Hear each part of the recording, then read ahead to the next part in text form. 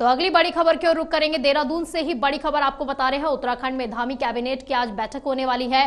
तो सीएम पुष्कर सिंह धामी की अध्यक्षता में ये बैठक रखी गई है। तो महत्वपूर्ण प्रस्तावों पर आज मोहर लग सकती है। तो आज 11:30 बजे सचिवालय में ये बैठक होने वाली है और आज आदर्श आचार संहिता लगने से पहले ये कैबिनेट बैठक रखी गई है। तो केंद्र कर्मचारियों को आज बड़ी सौगात भी मिलने वाली है। सीएम पुष्कर सिंह धामी आज बड़ी सौगात केंद्रीय कर्मचारियों को देने वाले हैं। तो डीए बढ़ाए जाने को लेकर भी चर्चा हो सकता है, विचार हो सकता है। तो चार धाम यात्रा तैयारियों पर भी आज फोकस किया जाएगा।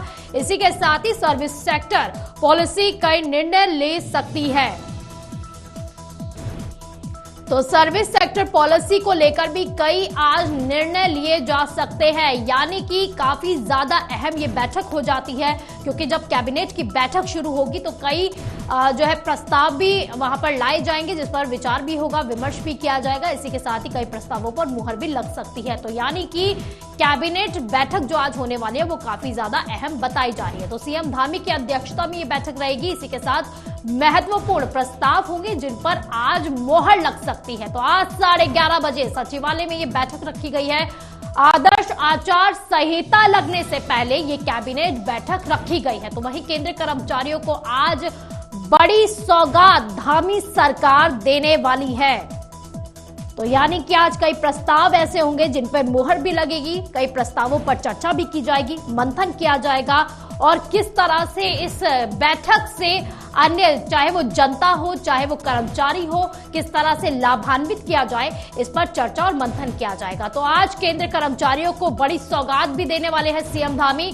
तो डीए बढ़ाए जाने को लेकर आज विचार किया जा सकता है। तो ज्यादा जानकारी के लिए पवन हमारे साथ जुड़ गए हैं, हमारे संवाददाता। तो पवन, आज बैठक भी शुरू हो रही है, कहा जा रहा है कई बड़े प्रस्तावों पर आज मोहर लग सकती है। कौन कौन से प्रस्ताव? बिल्कुल बबीता, आपको बता दें क्योंकि आदर्श आचार संहिता कभी भी लागू हो सकती है लोकसभा 2024 के चुनाव के मद्देनजर, और ऐसे में ताबड़तोड़ फैसले लिए जा रहे हैं, ताबड़तोड़ उद्घाटन और लोकार्पण शिलान्यास किए जा रहे हैं, विकास कार्यों से संबंधित नियुक्ति पत्र वितरित किए जा रहे हैं। जहां एक ओर प्रधानमंत्री नरेंद्र मोदी पूरे देश भर में विकास की गंगा बहाने का प्रयास कर रहे हैं, तो वहीं उत्तराखंड के मुख्यमंत्री पुष्कर सिंह धामी भी लगातार पूरे प्रदेश भर में जनसभाएं कर रहे हैं, रोड शो निकाल रहे हैं, नियुक्ति पत्र वितरित कर रहे हैं, लोकार्पण और शिलान्यास के कार्यक्रम कर रहे हैं। आज महत्वपूर्ण बैठक मुख्यमंत्री पुष्कर सिंह धामी की अध्यक्षता में 11:30 बजे सचिवालय स्थित विश्वकर्मा भवन में प्रस्तावित है।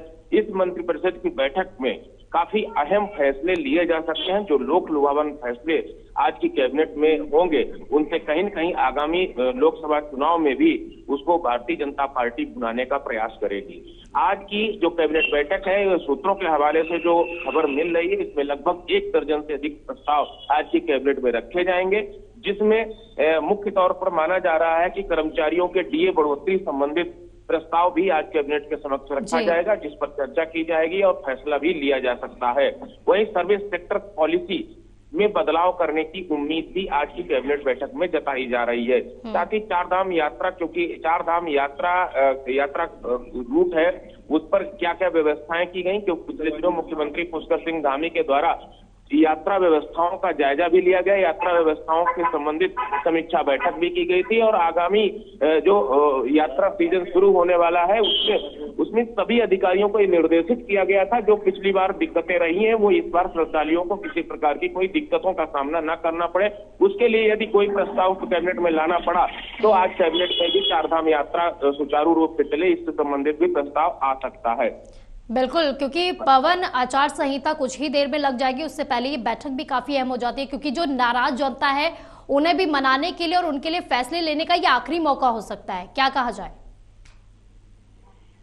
बिल्कुल, क्योंकि हालांकि अभी आचार संहिता का कोई समय तिथि तय नहीं है, लेकिन कभी भी अब आचार संहिता लागू हो सकती है।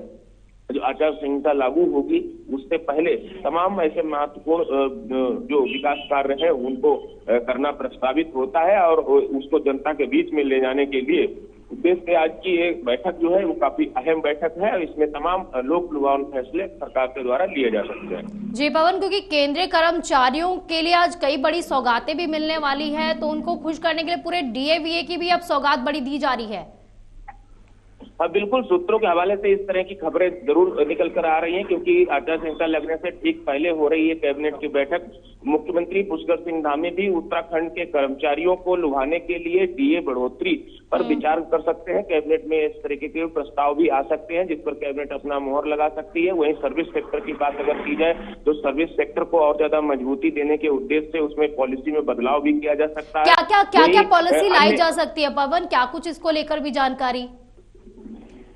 हालांकि कैबिनेट के फैसले जब कैबिनेट संपन्न हो जाती है उसके बाद में ब्रीफ होती है, तो ब्रीफ के दौरान ही पूरी स्थिति के बारे में बताया जाता है, कितने बिंदुओं पर चर्चा हुई, कितने बिंदु पर प्रस्ताव पास किया गया है, कितने कैबिनेट ने पास किया और कितने को समिति के हवाले किया है और ये सारी चीजें। लेकिन उससे पहले कुछ कयास जरूर लगाए जाते हैं, क्योंकि जिस तरह की लोगों की मांग चल रही है, जो चुनावी समय है, उसके आधार पर यह कहा जा सकता है तमाम ऐसे जनहित के मुद्दों पर आज की कैबिनेट में मोहर लग सकती है, चाहे वो बेरोजगारी हो, चाहे स्वास्थ्य हो, शिक्षा हो, पलायन हो, इन सबको रोकने के लिए। लेकिन पवन, जिस तरह से आंगनबाड़ी की महिलाएं काफी नाराज चल रही है, युवा नाराज चल रहे हैं, क्योंकि कह रहे हैं कि सरकारी नौकरियों में पद है लेकिन उसे भरा नहीं जा रहा है, तो क्या उसको लेकर भी निर्णय लिया जा सकता है? क्योंकि काफी नाराजगी महिला और युवा समझ रहे हैं आप, क्योंकि अगर बजट भी देखा जाए उसमें महिला और युवाओं पर ज्यादा फोकस किया गया था और यहाँ पर अगर बात की जाए तो महिला और युवा ही सड़कों पर उतरे हुए हैं।